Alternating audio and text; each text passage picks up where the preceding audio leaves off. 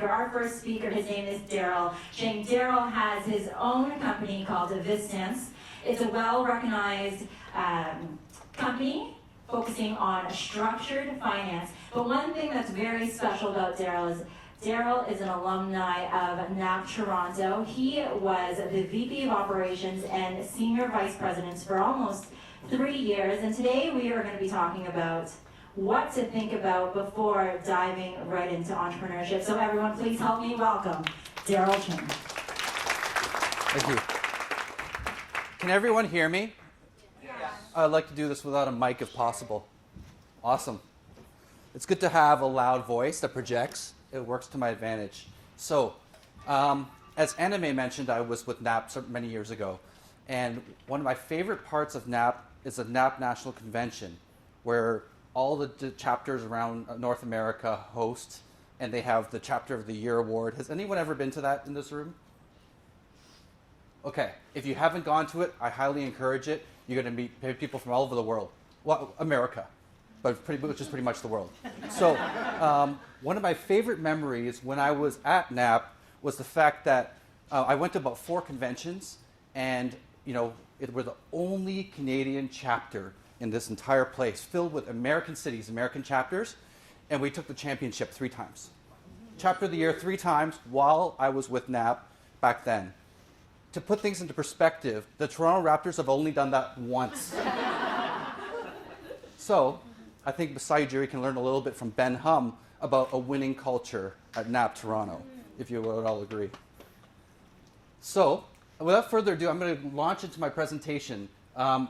I'm not doing the full intro right away because the intro comes throughout the presentation as I walk through. But I just want to get a feel of the audience here. Who here works at what I would call Fortune 500 companies, massive enterprises, global, thousands of employees? Put up your hand. That looks like the majority of this room.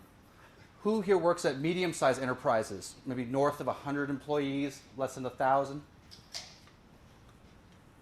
Who here is at small business, under 100 employees? A few of you. And who here owns your own business? Very cool. And how many of you are thinking about starting a business? Like business? Oh, yeah, that's right. Yeah, sorry. Yeah, unapplicable for you. All right. So I'm gonna dive right in. I started my career at RBC Capital Markets, Canada's largest investment bank. And there were a lot of things that I liked about RBC when I started the job. Fully documented processes. As a first job coming into university, it was stable. It was pretty substantial income for the entry-level position. There was a very defined role, and I knew what I was going to do every day. Having said that, and also the good job security was there. I had my job as long as I didn't send out a racist tweet. But there were things that I did not like about RBC over a certain period of time. When I talk about the steady upward mobility based on tenure, what I found was, although RBC preached meritocracy, I didn't really feel it. What I felt, at least in my group, was that it was very difficult from a political perspective for me to leapfrog past my peers if I performed really well, especially peers that had been at the firm longer, were older than me, and had more senior titles. So I found you still got to pay your dues and work through over time. I also found that despite the fact that they preached innovation and the fact that we were encouraged to seek new asset classes and find new ways to do things, as soon as a large client came through with a repeat transaction, so if Ford showed up, one of our larger clients, drop everything, we're working on this transaction. And to me, I felt like a little bit of lip service when they said, yeah, we encourage you to be innovative. When really, if you put things into perspective, when you're the largest bank in Canada, you don't have to be innovative. Why take a risk on a smaller client? Just close the larger ones and keep working on the larger ones. And I found this environment choked me a little bit, and that's why I decided to make a move. So then I decided to move to a smaller investment bank called Coventry, and I was employee number 25. And I noticed a lot of differences. There were no documented processes. The job was what I made of it. There's a lot less resources available. I'm having to roll up my sleeves and do a lot of work myself, do a lot of tasks that I used to be able to delegate. And I took a pay cut to take this job. It was a bit of a smaller salary, but it had a much higher upside. But what I enjoyed about the job was the role was what I made it. So I had a job role, and within a year, my job was so different from what I had been hired to do because I carved out my own path. I went to my managers and I said, well, I've got this idea. What if I work on this project? This would generate more revenue. Yes, Daryl, go for it.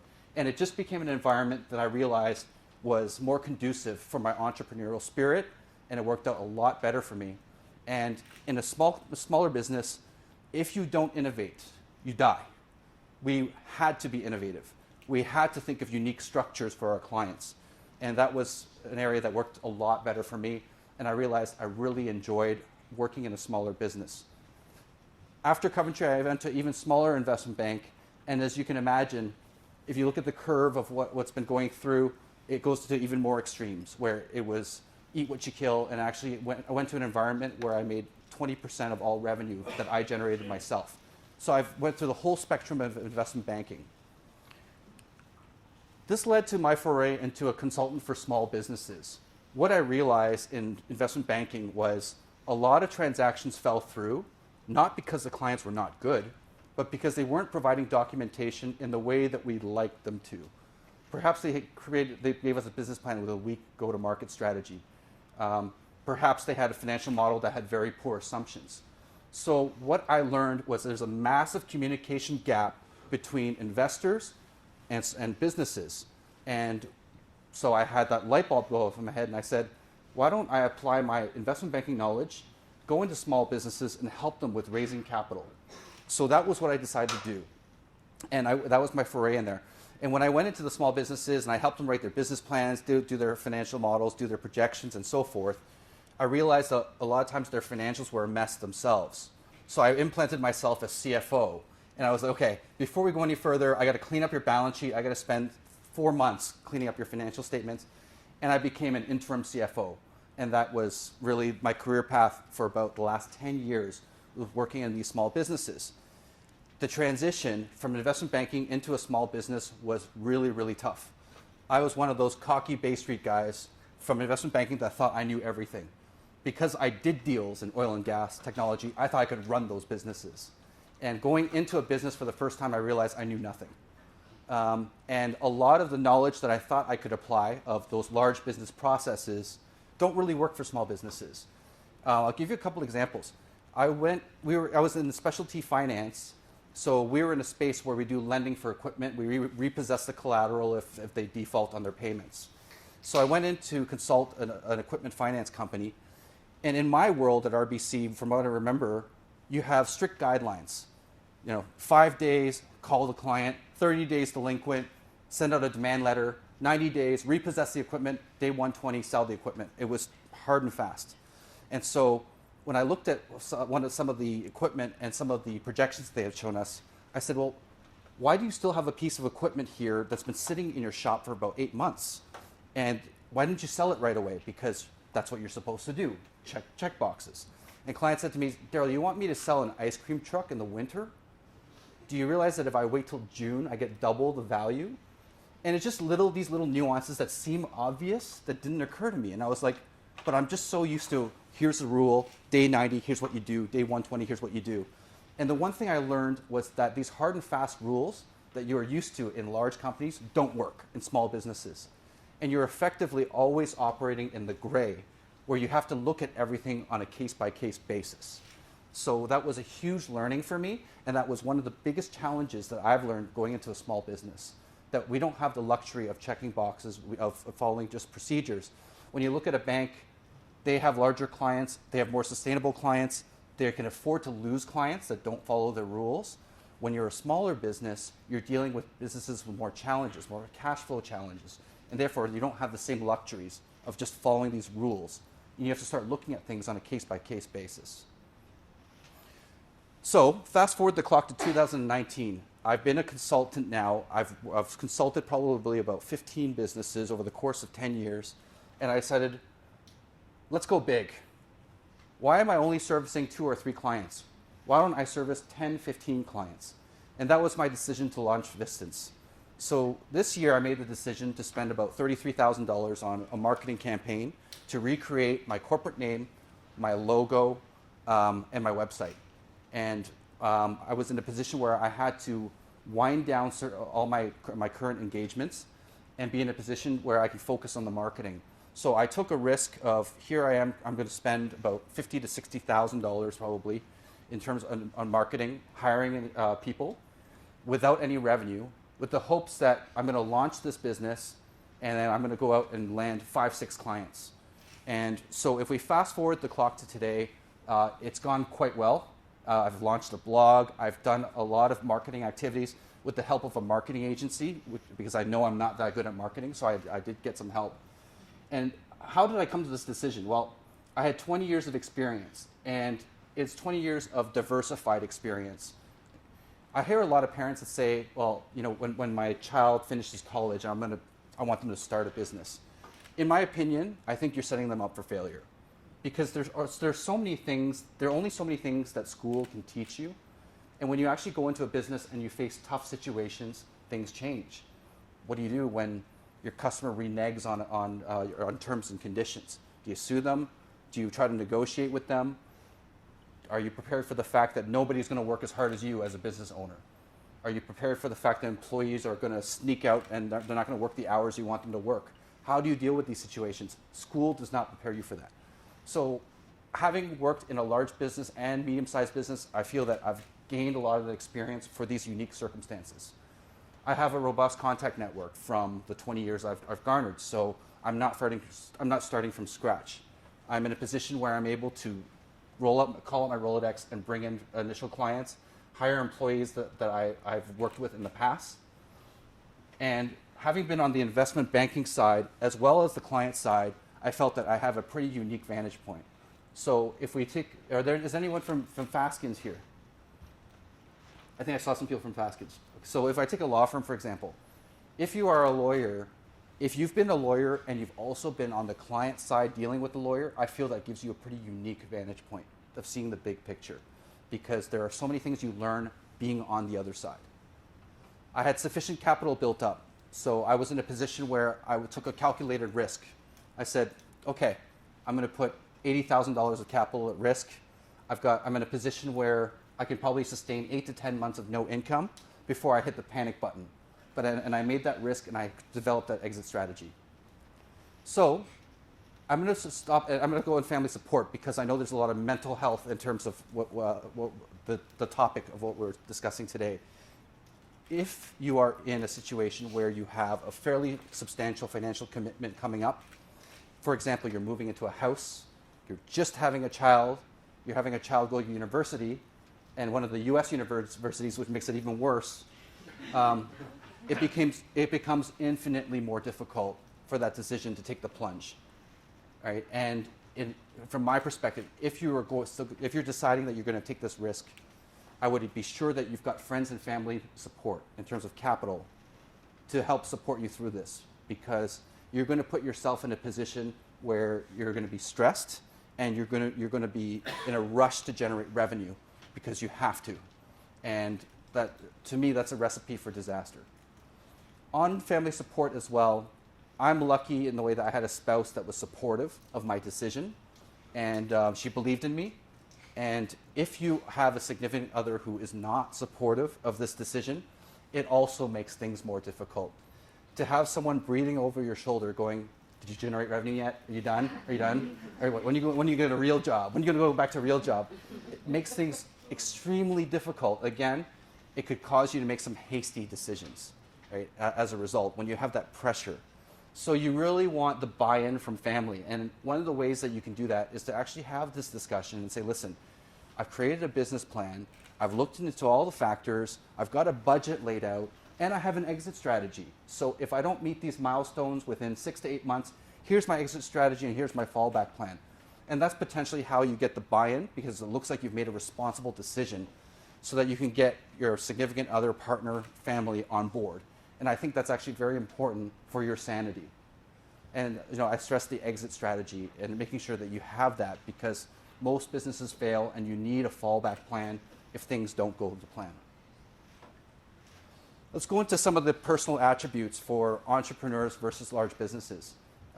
This is very generalized, and obviously things may differ, but in an entrepreneurial environment, when it comes to compensation and reward, you're probably looking at a smaller fixed compensation, but with a higher upside. So the upside can come in the form of equity, options, or a bonus. Whereas in a larger business, you're probably getting paid a market salary or above market salary that's pretty steady. One of the great rewards about the entrepreneurial world is when you work in a small business with 5 to 6 people or less, you actually really feel the impact you make on the business. You can tell that you are making a difference. When I was at RBC Capital Markets, I know I wasn't moving the needle on the stock price no matter what I did. So ironically, when they gave me options, that did not motivate me because I know whatever I do is not going to move the needle. So that's one of the great feelings, and being in a small entrepreneurial environment is you have a much greater impact. You're actually a lot more important. In terms of job responsibilities, there's highs and lows, because when you take on a job in a small business, you're likely taking on more responsibilities and working on your own with less resources. As a result of that, you get the recognition, but you also get all the responsibility when things fail. In larger businesses, you typically work in groups and teams, so a lot of the recognition and the failures are shared among a group. And I find that in a larger business, when you work in a team, it is a lot more likely that strengths and weaknesses are masked a little bit. There's a little bit hedging, because managers don't necessarily know who's bringing what to the team. So there's a bit of hedging on the large business side. When it comes to action, in small businesses, people that are proactive, that take initiative, are the ones who thrive. They thrive in chaos. They get exposure to lots of tasks, and there's a lot of quick decision making and less process involved, versus a larger business where people are better suited when they're good at following instructions and guidelines. And one of the nuances, I think, is thriving in a political environment. And some people are very good at that. When there are several tiers of promotions in a large firm, the promotion process is actually quite political in terms of, well, if I promote this person, will I piss this person off, and things like that. And some people are very good at playing the political game. And so if you're good at politics, a larger business might be better suited for you. There's politics later, probably in a smaller business as they grow, and you take an executive position. But from my perspective, that's one of the key differences. It's thriving in a political environment in a large business. Finally, let's look at mentality.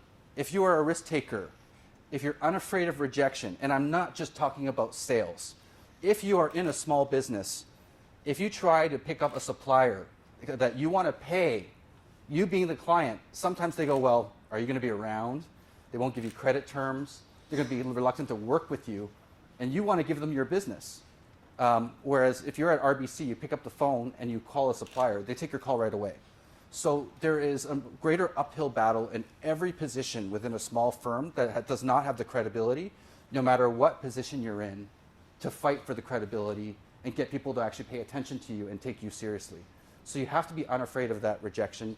You have to be unafraid of that uphill battle. You got to be unafraid of failure, and you have to enjoy rolling up your sleeves. In a larger business, you can take comfort that you've got a international brand behind you, that you don't have to take as many risks on that regard. And also in a larger business, I find that you get more opportunities to manage people. So in a smaller business, you may get that opportunity later when the company grows, but some people actually enjoy managing teams, training people up, doing performance reviews. If that's something you're good at, you thrive at, that you enjoy doing, a larger business may be better suited for you. So as you can see here, I'm not the rah, go start a business guy. I say, be honest with yourself, look at these attributes and figure out, is this right for you? Because entrepreneurship is not for everybody. And in the wrong situation, giving the wrong characteristics, you can drive yourself absolutely insane. And so therefore, you have to think carefully and be honest with yourself. I'm going to speed through these a little bit, but basically, the point here is to validate your concept. So let's just say, okay, I want to dive in and I want to start my own business. One of the first things I advise people to do is to validate the concept. Go do a survey for 50 to 100 people and validate some of the points that you see on the slide here. Is this pain point real, or is it just you? Or do you have this weird quirk? And one of the funny examples I have actually was watching Shark Tank, where a guy came on and he said, you know what's disgusting? When I go to restaurants and the cutlery makes contact with the table, And so he invented this little stick that pushes the cutlery up so it doesn't make contact with the table. He's like, haven't I addressed a huge pain point? And all the sharks were like, no, never thought of that. So I mean, it's an extreme example, but you want to confirm that your pain point is real, other people feel it, and people are willing to actually pay to fix this pain point. The other thing you want to validate as well is your marketing strategy and whether it's going to reach the audience you want to reach. And never use yourself as a barometer. And so I have a story about how I've been dead wrong about a marketing strategy that I knew would fail. I was at a technology company as CFO, and we purchased a daily deal site. And they came to us and they said, hey, Daryl, we want a $10,000 budget for a marketing campaign. I said, great, give me the details. Well, we're going to buy 10 iPads, then we're going to put up a banner ad on Yahoo that says, come to our site, the first 10 people that register get free iPads. And they want to spend 10 grand on this campaign. To which I said, ludicrous, will never work, dumbest idea I've ever heard. Somehow, I had my arm wrung and I finally agreed to this because I was kind of curious. And lo and behold, 5,000 people registered on the website and leaving all their contact information for a chance to win an iPad. And 10% of these people made purchases on the spot after they registered. And it just blew my mind. Like, okay, I wouldn't have clicked on that banner ad because it looks like spam, but people do. And so never use yourself as a barometer. The surveys are helpful. Getting multiple opinions on your marketing strategy and your product is vitally important. I'm not going to spend too much time on this because I want to leave more questions for Q&A. I had some slides in here on how to, but I think the discussion today is more, do I take the plunge? But the only thing I'm going to mention about the go-to-market strategy is that marketing is very, very different today. In the 80s and 90s, it was actually much simpler. You put a TV ad, you do a radio ad, or you put out a newspaper ad, you got a huge audience because there were fewer mediums competing for an audience. Today, with PVR, people fast-forwarding commercials, and you've got so many different social media sources now, there are so many different mediums competing for an audience that it's actually much more difficult to target the right audience when you're going about a marketing strategy. So the marketing skill, in my opinion, is more important when starting a business today than it ever was before. And so actually, for the people that were planning to start a business, can you put your hand up again? Would you consider yourself an innovator, as in, I am an inventor, I'm good at product development? Put your hand up if you put yourself in that category. No? Would you consider yourself an expert in marketing, and that's why you want to go into business? And you put your hands up. No? Okay. How many more questions? Yeah. Okay. So let's just pretend that somebody put their hand up for innovator. Now, going back, sorry, I jumped ahead. For the innovator, my advice is that there's a bias among innovators that says, if I build the best product, then I'm going to be successful, and that's not the case. Today, I believe that a mediocre product with a solid marketing campaign actually has a higher chance of success than a fantastic product with a mediocre marketing campaign, which is too bad, but that's the way the world is today. And if you are an innovator and you don't have marketing expertise, bring on a partner who is very good at marketing. Get that expertise. It's vitally important if you're going to start your business.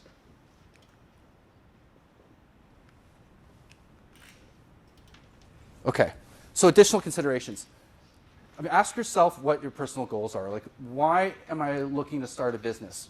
Figure out the reason. Am I making this world a better place? Is it money? You want to be a millionaire? You want to own a yacht? From my perspective, a big reason for me for wanting to start a business was because I wanted to choose the clients that I work with. I wanted to hire the employees that I want to hire and work with. I want to work with the suppliers that I want to work with. And I want to be able to create my own culture. And just because I have worked in so many different businesses and I found no perfect culture. There was something a little bit off on each culture. So that was my reason. Do you possess more of the entrepreneurial attributes or the large business attributes? That slide I put up earlier, are you more on the left or are you more on the right? If you found yourself resonating more with the left, that's a sign that entrepreneurship could be for you. Do you have sufficient capital to sustain 18 months with no income? That's an important consideration as well, because if you're launching a product, a B2C product from scratch, you're looking at paying other people and not yourself, and you're looking at potentially delays when it comes to the regulatory environment. You'll be negotiating with a customer, and at the 11th hour, the buyer's going to get fired, so you start from scratch. There are a whole host of things that happen in real life that lead to delays. And so you need that 18-month window of no income, and that's the expectation you have to have. So you have to expect your expenses to be higher than budgeted, and your revenue to take longer than expected. If you plan to raise capital as part of your value proposition, raising capital can become a full-time job. I've worked with CEOs that spent 75% of their time meeting with investors, doing due diligence materials, creating investor materials, and they took their eye off the ball on operations for a long period of time.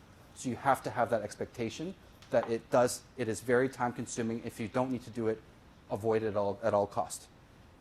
You want to minimize the emotional decisions. The key factor I've noticed trait about CEOs, they're so competitive that when people wrong them, they'd rather take someone down than to focus on their business. They will take people down at the cost of their business. And so given the choice of, hey, do you want to have meetings on operations and grow the revenue? Or do you want to sue the employee that screwed you and work on that litigation file? I worked with CEOs that choose the latter and take down their business, focusing on taking people down, calling everybody in the industry going, don't do business with this person, and being completely distracted. The issue is when you start your own business, everything becomes personal. An attack on on your business is an attack on you. So you need to be careful about checking yourself and making sure, is this decision I'm making completely emotional? Should I be making a better decision? Be prepared to do everything. If you've never done accounting before, guess what? Here's your chance to get to do accounting, because unless you want to hire the people to do it. But you have to get used to the fact that you don't have the resources that you were used to from before. And hire the best people. And from my perspective, one of the gray areas is actually in hiring when it comes to small businesses. And it comes to the fact that in large business, it's pretty easy. Let's get the person with the highest grades, the best credentials, best education. I've actually found in small businesses, my best hires have been B students that had to fight a little bit harder to prove themselves in the interview because they've been rejected by all the large firms. And they are more appreciative of getting the job because they've been rejected by other companies. And they are more proactive. They look for things to do.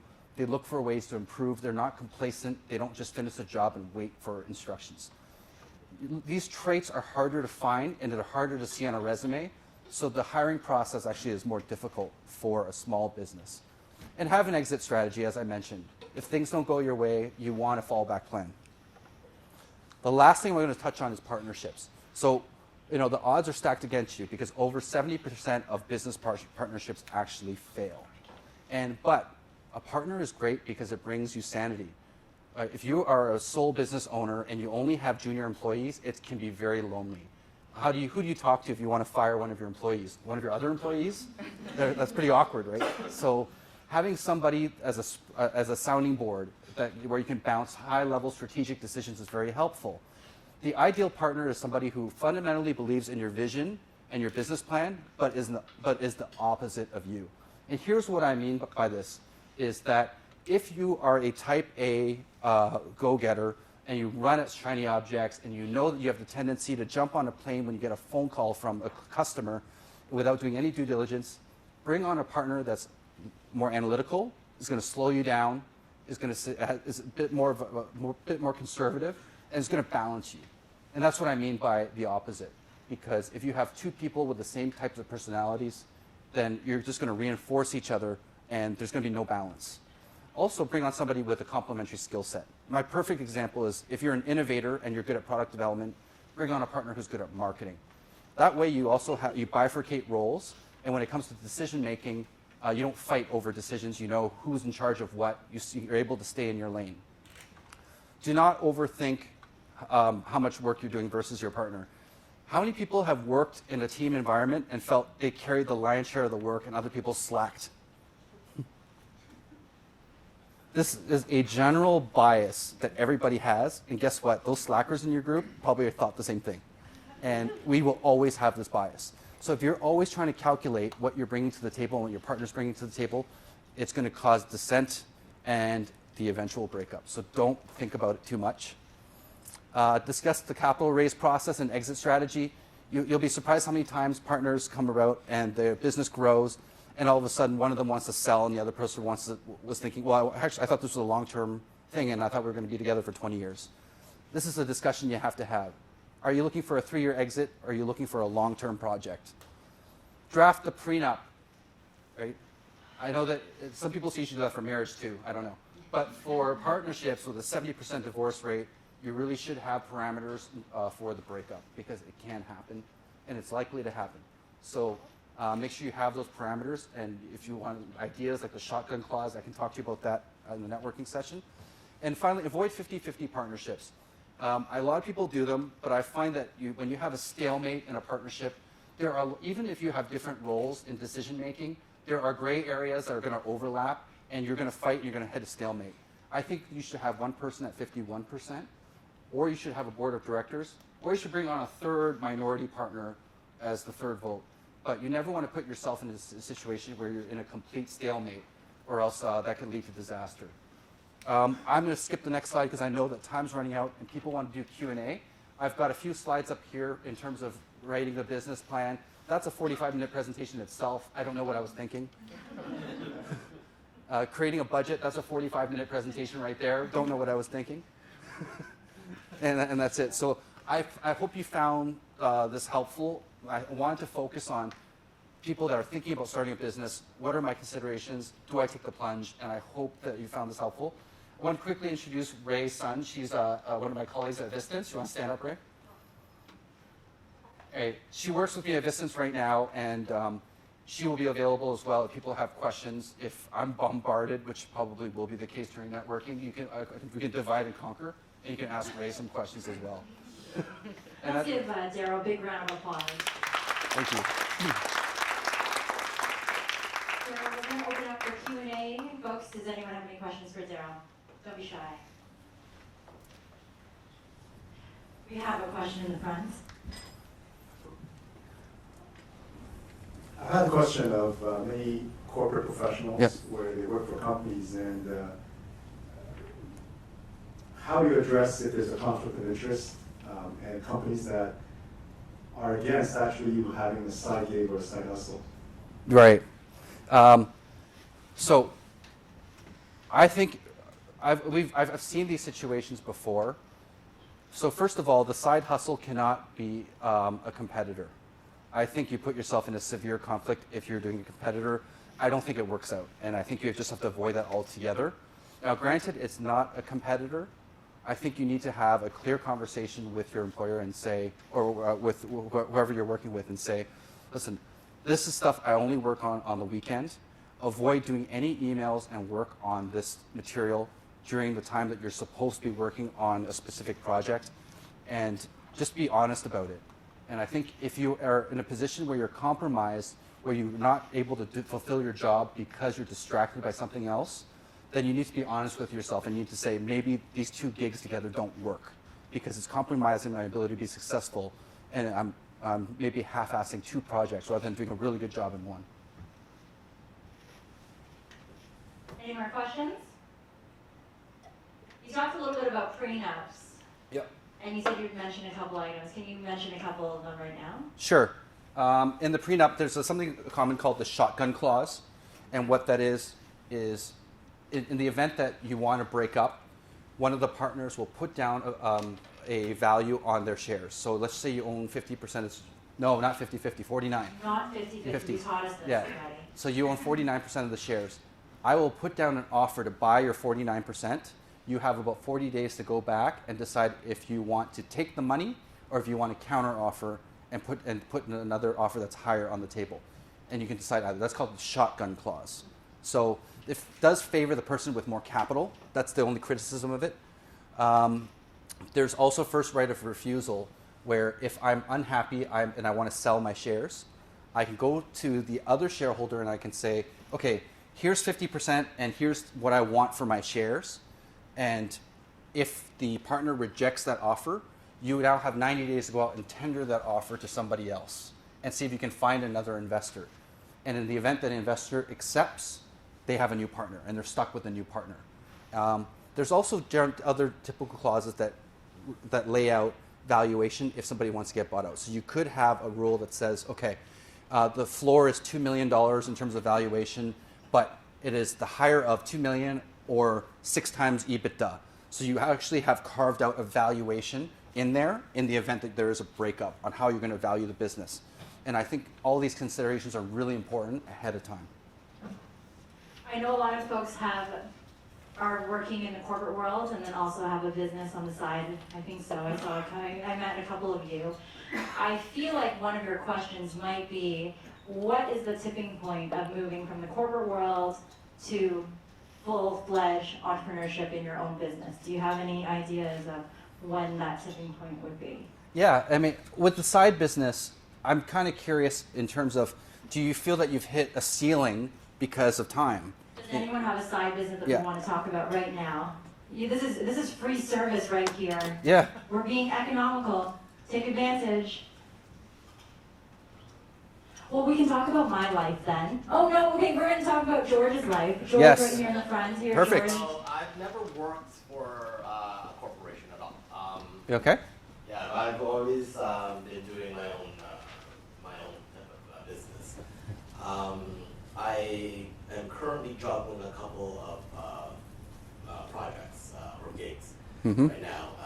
Anything from a hair school to an event and a media production company. Right.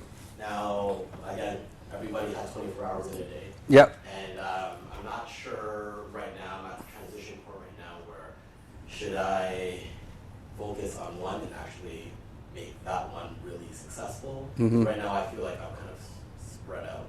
And I'm kind of stuck at a point right now where I have to make a decision soon, whether I focus on my media production and just give up on events or... Yep. Which one's more profitable? They all can be very profitable. That's the problem. Okay, so I see. Which one's more scalable with less effort?